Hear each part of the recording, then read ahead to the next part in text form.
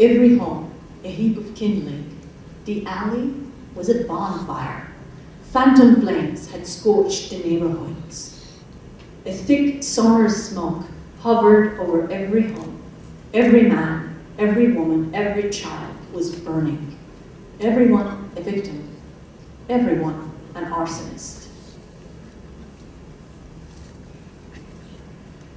So, this is December 1978, and by January 1979, less than a couple of months later, the king of Iran, the Shah, leaves on what he had hoped to be a short vacation, but becomes a permanent event. And by middle of February, the Ayatollah, who was in Paris, who was ordering everything, Ayatollah Khomeini returns to Iran. A 3,000-year monarchy falls, and this Islamic Republic, the only official theocracy that ever existed in the world at the time, at least, came into existence. And all the troubles began. About 9 months later, the American embassy in Tehran was seized, and everything else that you saw in the movie ensued. And so, but even then, especially prior to the takeover of the American embassy, to us, looking at the events in Iran, it looked like liberation.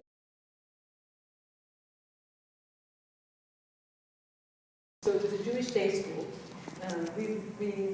We had a Jewish principal. It was obviously after the Iranian Revolution. And until then, Jewish schools were run by Jewish, primarily Jewish staff, and definitely Jewish principals. On that day, we were called to come to the lunchroom of the school in the middle of the day. The bell rang at an odd hour. The intercom system announced that everybody should gather in the cafeteria. We did. And then our principal was standing to the side when a woman in a black veil took the mic, the bullhorn, and said from that day forward she was going to be our principal. And it was clear that somehow the school had been taken over and the Jewish principal had been shut aside, and this woman who was clearly a radical Islamist had taken over a Jewish day school, girls' school. So you're all afraid, right? Don't be, because it turned out to be a really funny experience, as difficult and unbelievable as it sounds. So we found later, and after my book was published, that there was this woman who had been placed in charge of trying to convert kids who were in religious minority schools, Armenians who were Christians, Jews who were in Jewish schools, Zoroastrians. She was hopping around from one of these day schools to the next to try to convert the student body into Islam. I am convinced that whoever assigned her this job didn't audition for her, because she was just terrible at it. And she used to give us speech after speech after speech. And the reason I'm saying this is funny, and I wish the president were in here, is because no matter where she started from, after about 2 minutes, it would all be about sex. And nothing but sex. So it was really fascinating to be in Iran, to be a teenager in an Islamic religious country where nobody was talking about sex. And then to have a principal who couldn't talk enough about it. And so every day she would gather us in the cafeteria of the school, and as part of her conversion exercise, she would begin by some respectable title to try to get us to convert. And in about a couple of minutes, we were talking about the other subject that she was mostly interested in.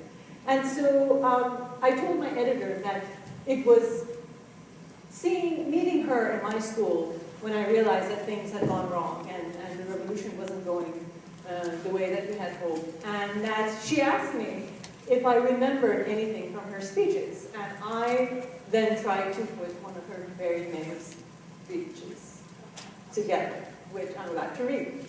So her name is Mrs. Muqaddam.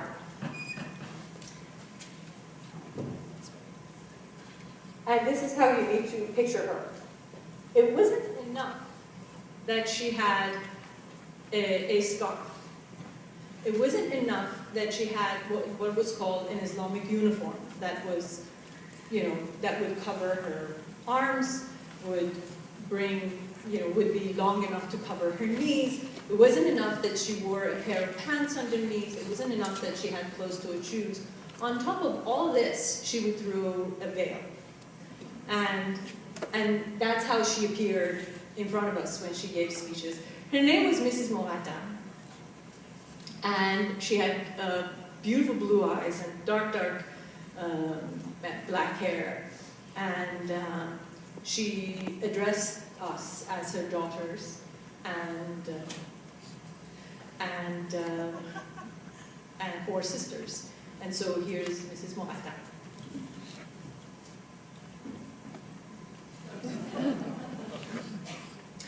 My dear sisters, daughters of a great revolution, it is now time for you to learn about the delicious topic of corporeal sin. Yes, my sisters, young and innocent as you are in your pubescent splendor, you're also diabolical. Diabolical and no less. Duty compels me to warn you of the perniciousness you all possess. You do possess it, and you don't even know it. Abomination lurks beneath your innocence. Oh, how loathsome it is, how lethal. More baneful than the hatchet of the Satan himself. Oh, my sisters, I will walk on hot coals, throw myself in the way of eternal whirlwinds, die before I allow you to let loose, unknowing as you are, the evil, the apocalypse that only you can bring upon us. You're certainly wondering how on earth you're capable of drowning everything in eternal darkness. You're asking yourselves, of what apocalypse is our beloved principal speaking? But I tell you, I speak of the apocalypse of your hair. Yes, hair. Such a simple word, so seemingly dead and blameless. But my dear girls, blameless it is not. It is constantly scheming to reveal itself, peeking from underneath the scarf, even from under the veil. It peeks not to reveal itself to me or you or your peers in this room, but to a man. You heard me right. Your long, beautiful hair is the very snake that deceived Eve, who then deceived Adam. That vile reptile never stopped. Hundreds of years later, it still deceives.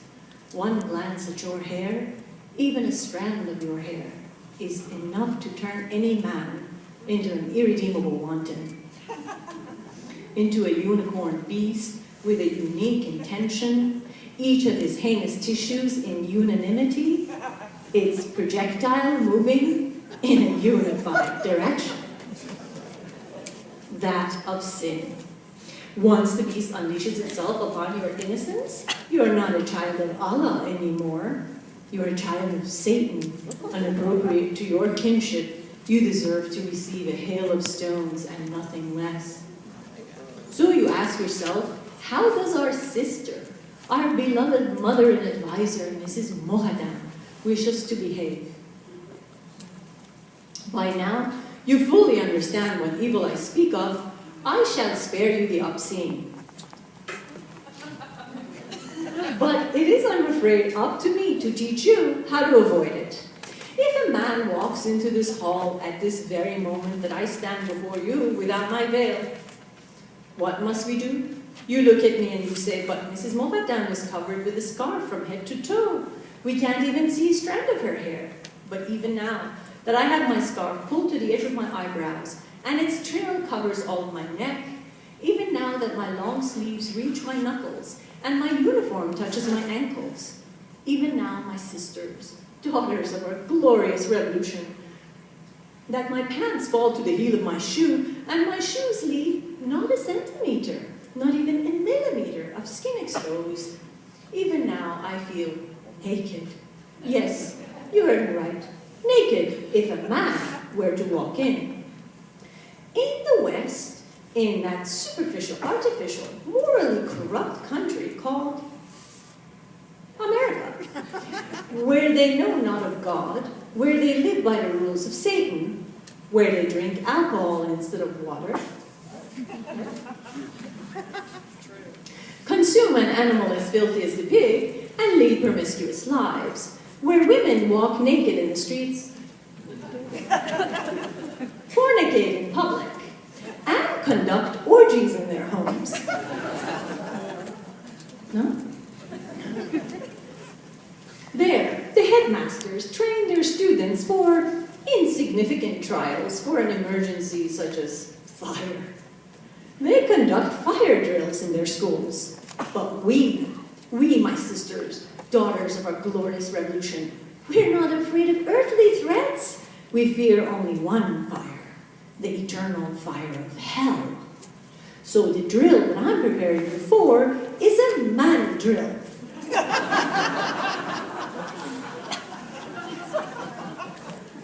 Learn this, and you've bought yourselves a one-way ticket out of hell.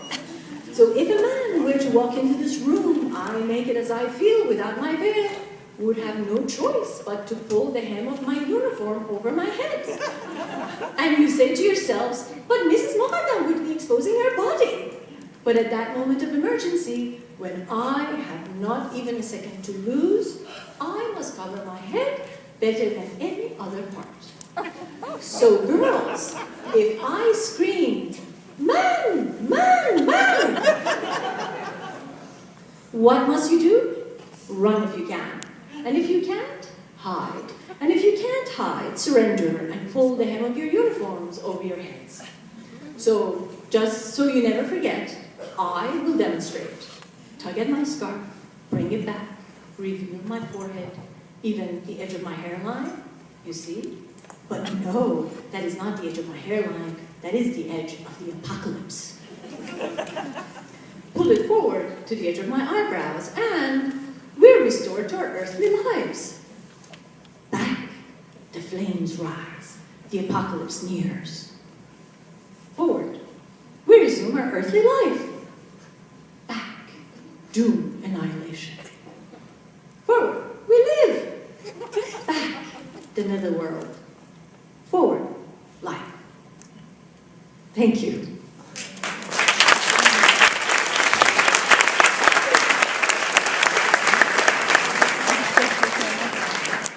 Thank you for listening. I'm happy to do questions.